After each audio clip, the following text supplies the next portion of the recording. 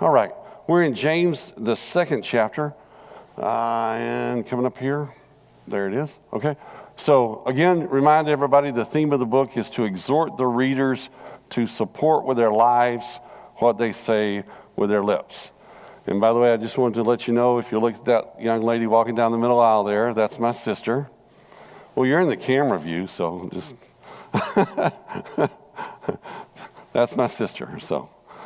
She's visiting me from Texas, and so I'm real happy to have her with her. Her name is Cindy, by the way, so if you want to say hi to her, you can say hi to her. So, all right.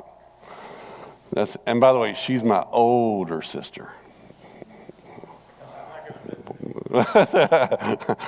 Now you're okay.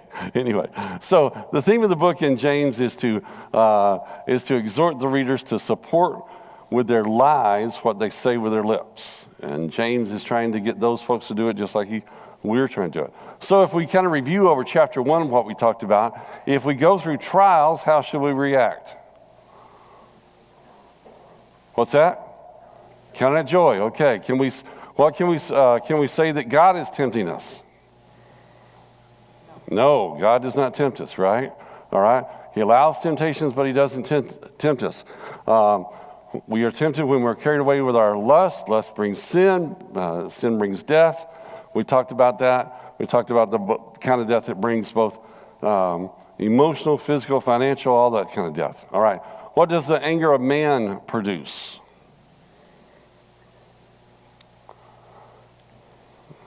The anger of man. Remember the wrath of man, or the wrath of God and the anger of man produce, anybody?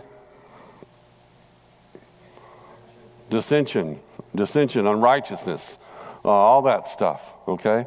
When we get angry, when we allow ourselves to get anger, and that anger boils over, and we put it, and we don't act like the Christians that we're supposed to, all of that produces unrighteousness, okay? And what does James say about controlling our tongue in relationship to our Christianity?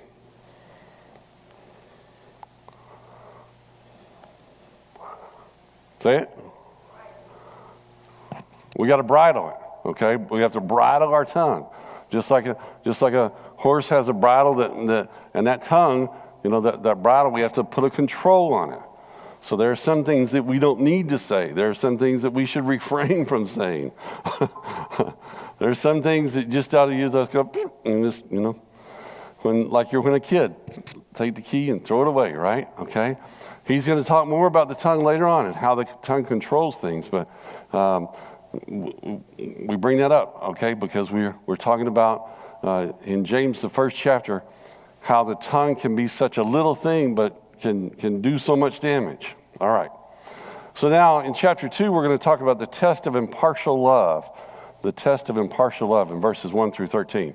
As we do, let's go through the verses. My brethren, do not hold the faith of our Lord Jesus Christ, the Lord of glory, with partiality. For if there should come into your assembly a man with gold rings and fine apparel, there should also come in a poor man in filthy clothes, and you pay attention to the one wearing the fine clothes, and say to him, you sit here in a good place, and say to the poor man, you stand there, or sit here at my footstool. Have you not shown partiality among yourselves and become judges with evil thoughts? Listen, my beloved brethren, has God not chosen the poor of this world to be rich in faith and heirs of the kingdom which he promised to those who love him?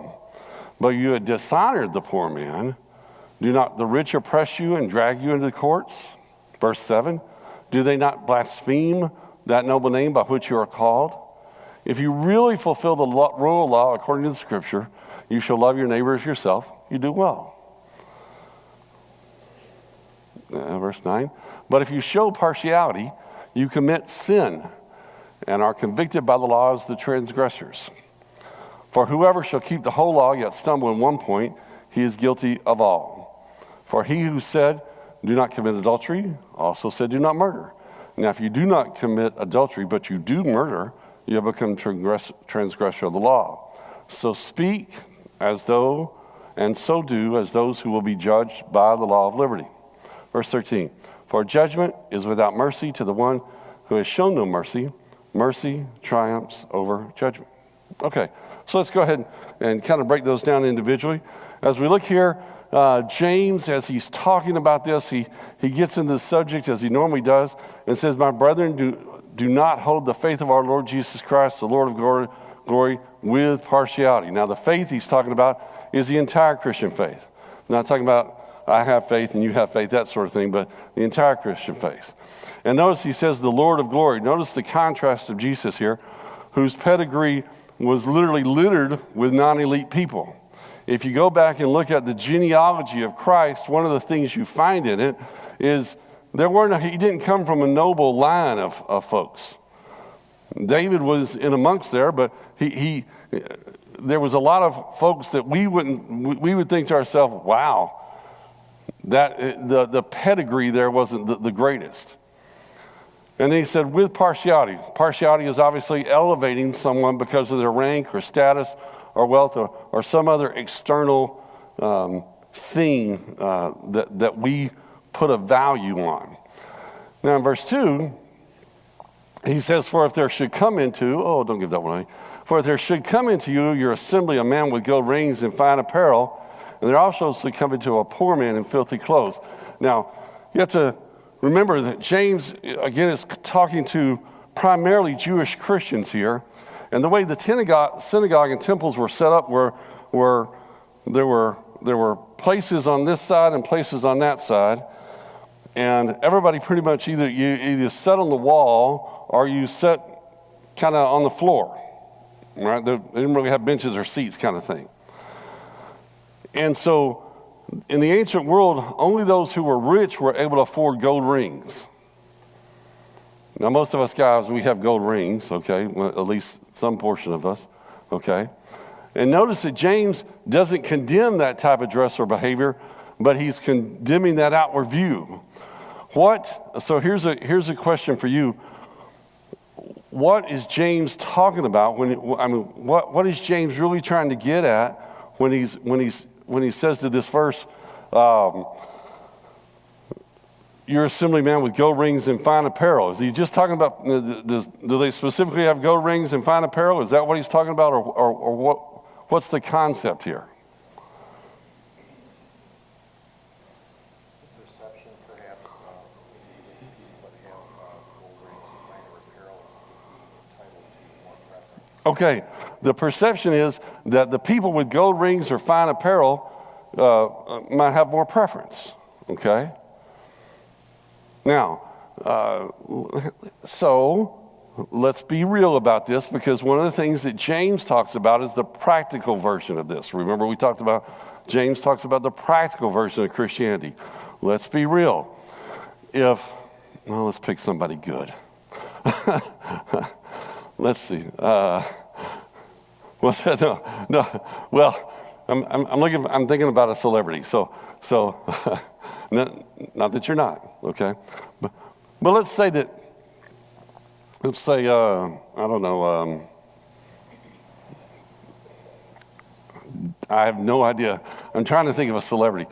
And all that pops in mind is Justin Bieber. I don't want to choose it. All right. Who?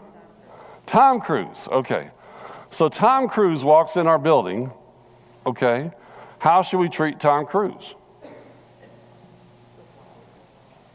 What's that? With love. But how should we treat Tom Cruise? What's that? The same as we would. That's how we should. What is our natural, what is our earthly, worldly tendency to do? It's Tom Cruise. Oh, go get the phone. Oh, I got a picture. Oh, can I get an autograph? Right? Come on. Am I wrong about that? Okay, thank you. Okay. Maybe not the runaround part, but okay. All right. But that's the natural tendency that we have, because he's famous. He's been in a lot of movies. You know, we all may like him. Somebody may think he's the best actor around. Okay? And so when we think about that, we're gonna say, oh, well, Tom, come on up here. Here, you sit up here. You sit close. Tom Cruise's assistant, on the other hand, because they never travel alone. So Tom Cruise's assistant, hey, you can go back there in the back and we'll catch up with you later. That's how we act sometimes. I met a congressman when I was down in Arkansas. I won't tell you his name. I was a Marine, and I was real happy I was just in Arkansas, and I had done my research well, and I knew who my congressman was, and he was going through the mall, and I ran out there to meet him, and I grabbed him, and I gave him a business card. And I said, hey, here's my business card. Hey, it's so nice to meet you. And we talked politics and the latest thing on the congressional thing, and he said, well, hey, Cody, let me tell you about that. And they took my business card, and he started picking his teeth with it. And I was like, yeah. And his assistant said to me, I'll take another business card. So, thanks. Talking about the way we treat people, the way we naturally would treat people. Verse 3 says, and you pay attention to the one wearing the fine clothes and say to him, you sit here in a good place, and say to the poor man, you stand there, or you sit here at my footstool. Now, I grabbed this picture from the Oprah Winfrey Network.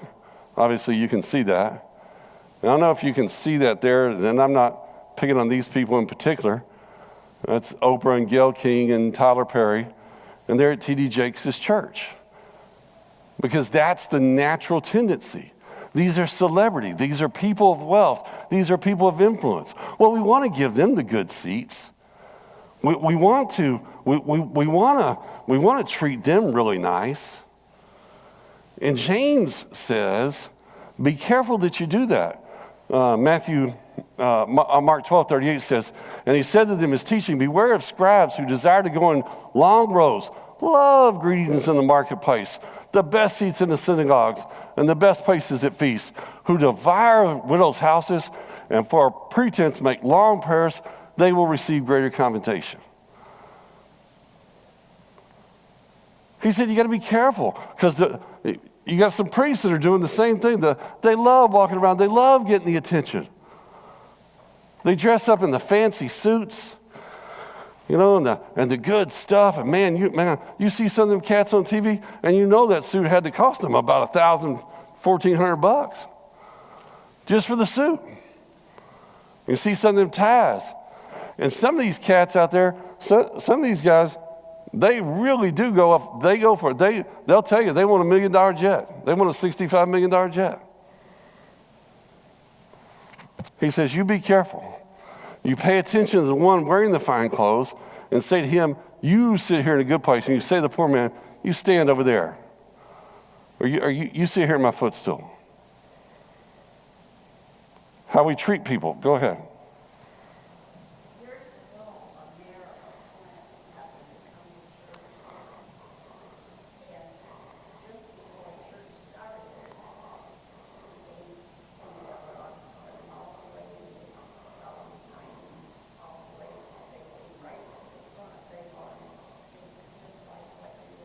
Yeah.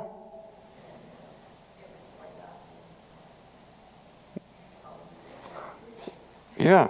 You knew he was weird because nobody sits on the front row. So nobody sits up front. So he had to be.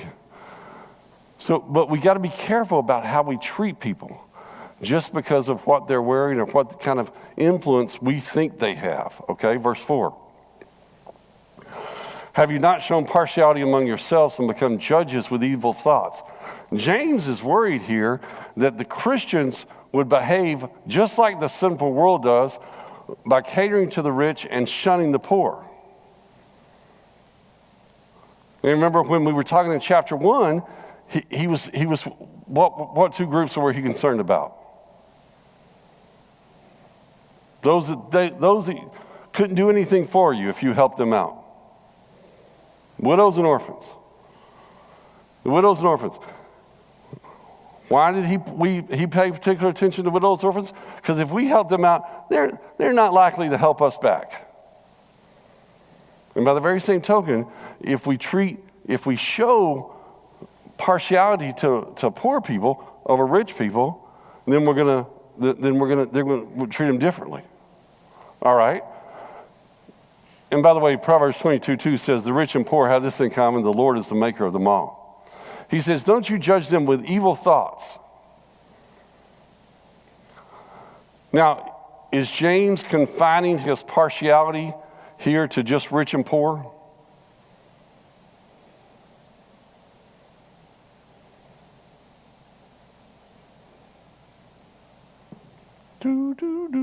Okay, thank you. No, no, he's not. All right, he's not. All right. Listen, my beloved brethren.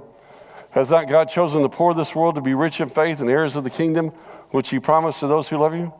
1 Corinthians 1:26-29 says, for you have seen your calling, brethren, that not many wise according to the flesh, not many mighty, not many noble are called, but God has chosen the foolish things of the world to put to shame the wise, and God has chosen the weak things of the world to put to shame the things that are mighty. And the base things of the world and the things that are despised God has chosen, and the things which are not, to bring the nothing to things that are, that no flesh should glory in his presence. It doesn't matter what your degree is. It doesn't matter what you've achieved in life. It doesn't matter the kind of stuff that you have. We are all sinners before God. And the problem with folks that are rich or folks that get caught up in their education or in their rank or in their structure, political, socioeconomic structure, all that stuff, is that they put all that stuff, they put their trust and their belief in that versus putting their trust and belief in God. Now, is there anything wrong with being famous? No. Is there anything wrong with achieving great political achievements? Not if you do it the right way, okay? It might be tough, but ain't nothing wrong with it, okay? All right? Anything wrong with rising high in the military? Nothing wrong with that. Anything wrong with being a CEO of the financial world? Nothing wrong with that, as long as, if you do it the way God tells you to, all right? The problem is when you put your faith and belief in that versus your faith and belief in God. And that's why he said that serves as a barrier. That serves as a barrier for a lot of people, and it stops them from trusting in God and believing in God, all right? Verse 6, but you have dishonored the poor man. Do not the rich oppress you and drag you into the courts? You're trying to impress rich people with money you don't have, and then you fall behind in your payments, and those same rich people take you to court. I love that commercial years ago. It was a credit healing service or something. I'm not sure what it was, but it was a guy, and you could see he had a great big nice house and 2 or 3 cars, and he's outside on his lawnmower, and he goes, I'm up to my eyeballs in debt. Somebody help me. And that's sometimes how I think how we act sometimes. And he says, you're over there, you dishonor the poor man, and the rich man, all he's going to do is take you to court. Verse 7.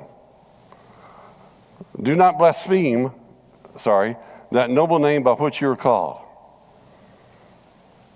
John 16 says, they will put you out of the synagogues.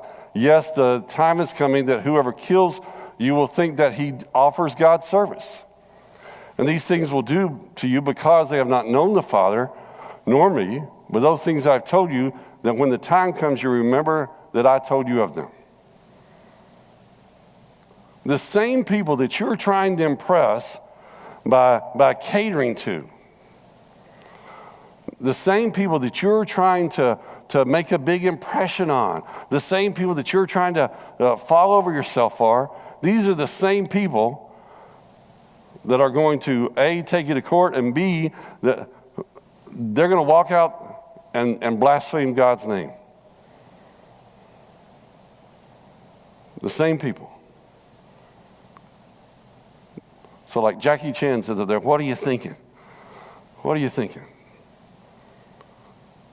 And if Tom Cruise were to walk in here, we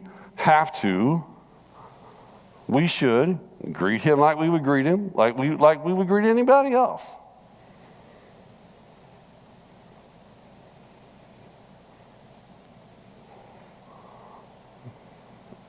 Because if the next person right behind him walked in and that next person didn't look so hot, we need to greet them people the same way. Just because some people look different than us, are dressed different than us, right? Doesn't make any difference. Any thoughts so far? Okay. Verse 8. If you really fulfill the royal law, according to Scripture, you shall love your neighbor as yourself. You do well. So he's taking these folks that are primarily Jewish Christians back to the old law. And he says the royal law. Now, the royal law was love your neighbor out of Leviticus 19:18. In Deuteronomy 6:4-5, love the Lord with all your heart, soul, mind. All right? Jesus said you combine these two together, it summarizes all the law and prophets. We boil it down to love God, serve others sacrificially, right? Love God, love each other, all right? He goes, you do well. Verse 9, but if you show partiality, you commit sin and are convicted by the law as transgressors. If you show partiality. Now again, going back, does this mean that if we show partiality, does it just mean rich and poor here? No. If we show partiality because of the color of a person's skin, right? Because the way they look, the way they dress, what they drive. But isn't that a very natural thing for people to do?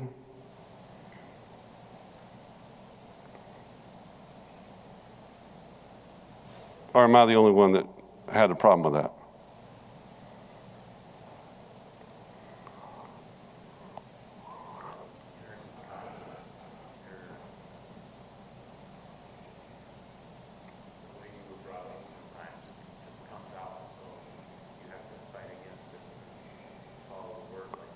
Yes. Yeah. Sometimes the way we were brought up, sometimes the way that we were brought up, the culture that we were in, the people that we are around, we might react to somebody or some group in a certain way. And Richard, you said we had to fight against it, right? Is that different than any other? Is that different than any other sin that we might encounter that might be a stumbling block to us? If I grew up around people that cussed all the time, I got to fight against that. I've got to watch my tongue. I've got to bridle my tongue. If I got brought around people that drink all the time and they got drunk, I got to fight against that. So partiality is no different. And if I show partiality because of the color of their skin or the nationality they're from or any of those other things, one of the things I've been in sales for a lot of my life, and one of the things that you find out as a salesman, you better not show partiality or you'll lose sales real quick. Because I've gone up to some houses that there was no way these people could afford anything. I'm telling you right now, you could tell it from the outside of their house. And then they bought the biggest package I had. And they did it by going down their basement and taking money out of their safe down there in the basement, and they brought it up and they gave it to me, and they got my product. Oh, boy, was I wrong about that. I had a lady, when I was working at the furniture store, had a lady walked inside. There was no way this lady, I think she got off the bus to come shop at the furniture store. And so she told me what she wanted and all that stuff. And I said, I showed her several packages and whatnot. She said, okay, I want to get this. And I said, do you want it delivered? No, I got a friend to come pick it up. Okay, perfect. It'll be $2,000. And she said, okay. And she opened up her purse and flopped out $2,000. And I thought, 3 other salespeople had passed her up. Didn't make me a great salesman. I was desperate, but nobody else had talked to her. But if we show partiality, we got to fight against it. Sometimes we got to fight against that raisin, okay? Do you know that every now and then, just every now and then, some people look at me funny because the way I talk? What? I know you said that with love. That's okay. You just said that because my sister's here. But yeah, every now and then, people, look at me funny because of the way I talk. And somebody can have a southern accent, and sometimes there's some negative connotations along with that. Oh, you must be a hick. You must be a hillbilly. You must have a hayseed and, stick a piece of straw out my mouth and wear a straw hat and plunk on the banjo. All right, I like all those things. But anyway, it's just not the point. You can't get all that from my talking, okay? All right, verse 10. For whoever shall keep the whole law and yet stumble in one point, he is guilty of all. Okay. So it's like a shattering a glass.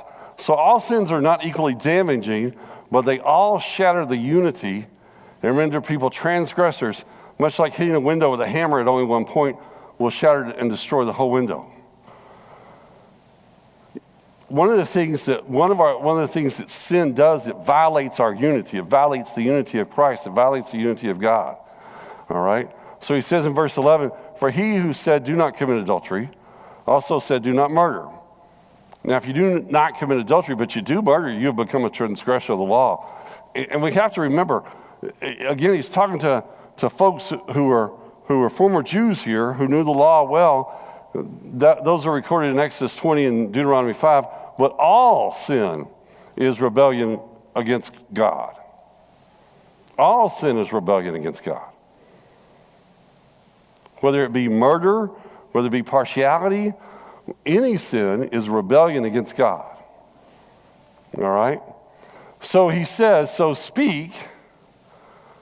And he goes back to putting that stuff into practical life, the way that we talk, the way that we say, the way that we do things. So speak and so do, as though who will be judged by the law of liberty. The law of liberty is the law of Christ. John 14:15 says, if you love me, keep my commandments. John 15:12 says, this is my commandment, that you love one another as I have loved you. We are to treat people, whether they be rich, poor, black, white, we are to treat people as God would treat us. Now, is that particularly easy? No. It's not. It's not. Because we have to fight against our natural tendencies. We have to fight against those things that we're brought up with. We have to fight against the culture. We have to fight against, we have to get what we want to do and how the world does it. We have to fight against all that, but we're called to do that. We're called to treat people fairly. We're called to treat people with love. I may disagree with somebody. Fully, fundamentally, hardcore, disagree with them about something, but I still need to treat them with love. I still need to be kind to them. I still need to watch my tongue when I talk to them or interact with them on Facebook. I still need to be nice. I can still talk to them about God's law. I can still talk to them about God's love. I can still show them the correct way, but I still need to be nice. And our tendency, again, is to not be nice. It goes back to that wrath of man versus the wrath of God. Verse 13, for judgment is without mercy to the one who has shown no mercy. Mercy triumphs over judgment. Remember, I told you sin is rebellion against God. So judgment is what we deserve. Mercy is what we want. And you experience this every time you get pulled over by a cop. Oh, man. I hope you don't write me a ticket. I hope you don't write me a ticket. I hope you don't write me a ticket. Oh. Hey, sir, how you doing? Oh, good. Just driving along with the traffic. Sir, you're doing a 55 on a 40-mile road. There's nobody here. Oh, yeah, that's right. So your driver's license and insurance? Yes. There you go. The whole time, don't write me a ticket, don't write me a ticket, don't write me a ticket. Did I deserve a ticket? Absolutely. Driving 55 and 40 miles an hour, I deserve all kind of tickets. I deserve a ticket. But I don't want him to give me judgment. I want him to give me mercy. Hey, Mr. Melvin, I'm going to give you just a warning this time. Slow down a little bit, would you, sir? Yes, sir. Appreciate that. Thanks a lot. 5 miles down the road, back up to 55. All right? Actually, 5 miles down the road, I'm driving slower because he might be tracking me, so careful. And that's what we want from God. What we want from God is we don't want judgment, we want mercy. When I stand before the throne of God, I don't want judgment, I want mercy. And if I want mercy, I need to show mercy. I need to show that to other people. I need to be nice and kind. So if we do not show mercy to the poor, the widows, and orphans, but we judge them based on our biases, what can we expect? Yeah, judgment. Do we want to be treated that way? When I was in Waco, Texas, I went to a church there, Church of Christ, and I walk in, and it was a predominantly black church. And what I mean by that is I was the only white person there. I have never felt in the minority in my entire life until I walked into that church building. And I was greeted with love, respect, sat down. And the reason I was going there was because I had to be at work at like 12 o'clock and I could go to worship there and Lord's Supper and service and I could get 3/4 of the sermon, then I'd had to go. And I told a couple of the people I have to leave early, so just want to let you know it's not anything about y'all. I got to leave early. And I kept coming back there because I went to check out a couple different congregations, but I kept coming back there because there was one brother who kept coming up to me and he'd go, hey, good to see you here. Keep coming back, brother. Keep coming back. He was just nice. And I kept coming back because of him. I liked the preacher, good singing, whatever, all that stuff. But I kept coming back because that brother was nice. What biases do we have? You don't have to shout these out. But I want you to think about these. What biases do we have as an individual or group? Now, I do want you to answer this, though. How do we show that we are not biased?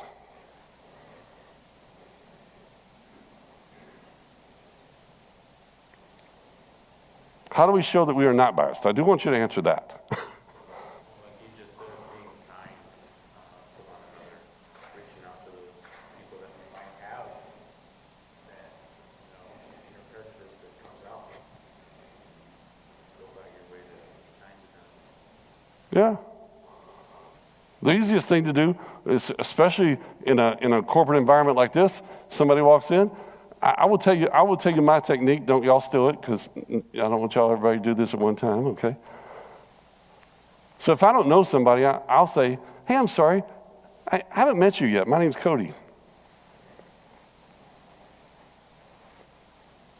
It's easy. Hi, I don't think I've met you yet. My name's Cody. I've been here for 5 weeks. Okay.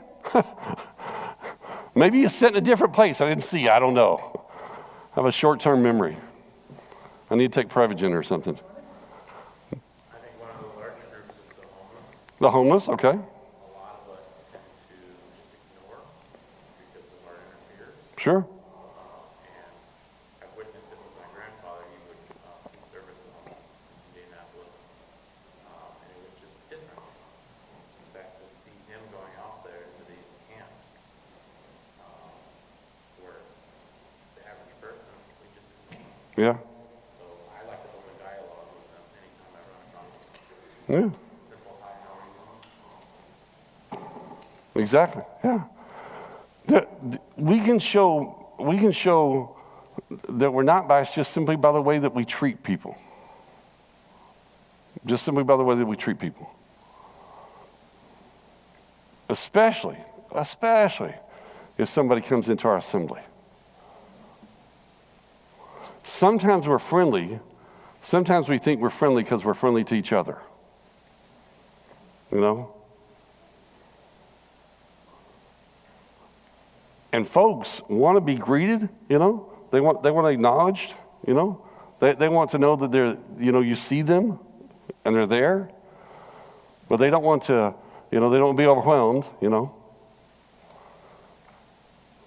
But at least people want to be greeted, you know?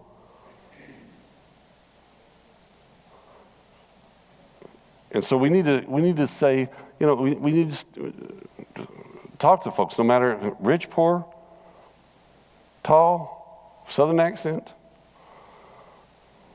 all those things. All right. Let's see. Any other questions about any questions, thoughts, or comments about that before we move further? Okay, we're going to step into this one just a little bit, verse 14 through 17. We have a couple seconds. What does it profit, my brethren, if someone says he has faith but does not have works? Can faith save him? Now, if a brother or sister is naked or destitute of daily food, and one says to them, depart in peace, be warmed and filled, but you are not giving them things which are needed for the body, what does it profit? Thus also faith by itself, it does not have works, is dead.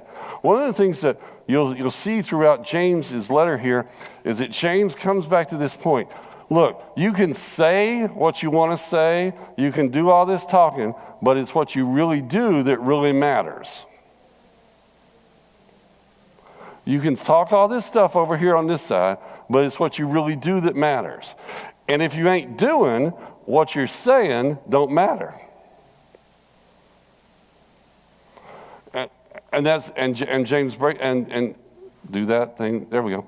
And James does that with he goes back to that theme over and over. What does it profit, my brother, if someone says you have faith but does not have works? I have all the faith in the world. Oh, I believe in God. I told you about my friend that has a T-shirt that says, believe in God 100%. As she drinks from the bar and and says bad words. No, you don't. God is my captain. No, he's not. Because it's not showing in what you do. I told y'all before, how do you know I'm an Astro fan? I got Astro stuff. I got Astro stuff all over my house. There's an Astro sticker on my truck out there. My sister's been to my house. She sees all the Astro stuff. She wore her Astro shirt yesterday, by the way. That's how you know I'm an Astro fan. Because I put my money where my mouth is, so to speak. Well, the same thing with being a Christian. You can't be a Christian if you're going to say, I'm a Christian, I'm a Christian, I'm a Christian, and then to do the exact opposite of what Christians do. Like, show partiality. Go ahead. I have a question. So why do you think churches, or just any kind of religious institution are the only ones that struggle with this, don't just say it, but actually you have to do it? Because you don't see that in the world. I don't. There's not a single organization I can think of, from United Way, Boys and Girls Club of America, whatever, you name it, even corporate organizations. They always define, mission and scope, so on. And then they do. You go to Walmart, yes, I was standing there, and there was a billboard that said, we support certain organizations, and here's how much we donate. So there's always the action. And without the action, there is no validity to anything, any organization like that. Not a single one. But within the religious world, this is a constant struggle, and it's like you always have to persuade. Why do you think that is? Well, I want to back up, and so Sasha, I don't. The basis of the argument says these people do it right all the time. I don't think they do it right all the time. I think they try to do it right all the time. I'm not about right, but Yeah. I'm talking more about conviction, whatever that Yeah, I'm with you. and the action that goes with it. If we believe in helping homeless, then they Yep. distribute, blankets and Sure. sleeping. If they want to feed the starving, then they have soup kitchens. Right? I'm just talking about conviction and action. Right. Why are we always struggling in the churches? I think from a religious perspective, and yeah, go ahead. I think that's because they do it because they know it's good advertising. And if they look good in front of the public by doing something good, they're going to receive something for it. As Christians, we are to not, we do good knowing that we're not going to receive everything, so it is a little more difficult for Christians to act that way. Corporate organizations do it to receive something. Okay. But I think too, I think from the religious perspective, it's tough because the natural tendency is to not. The natural tendency is we have to fight against that. And I think they do it for those reasons, but I think I don't want to say, I don't think they're wholeheartedly, I've been with a lot of corporate people that said, here was our mission and here's our goal, and they weren't 100% behind it. They did it out of obligation or they did it out of whatever. I think from our perspective that it's sometimes it's hard to do that because we're humans and that's not a natural thing to do. I think the other thing is that, their focus maybe is just on the homeless, or their focus is just on the needy in another area. But as Christians, we're supposed to focus on the widows, the orphans, the homeless, the sick. I mean, it does take more energy and more time to stretch yourself out more, which is, I think, why it's important to have the deacons over certain areas and things like that, because you can't one person do it all. And I'll just be completely as we have to wrap up now. But I think because our ultimate goals are different. Our ultimate goal is I want to get to heaven and take as many people with me as I can. That's my number one goal. So that's my goal. My goal is not anything else. My goal is not to please anybody else unless it's toward that goal. So that's my mission statement. And I need to do things toward that mission statement. And so I think we struggle with it because it's hard. We fight that battle constantly of the natural versus godly world. So I hope that helps. All right. Thank you so very much. Next week we'll pick up at verse 14 here and we'll go further. May God continue to bless you as we get ready for worship. Thank you.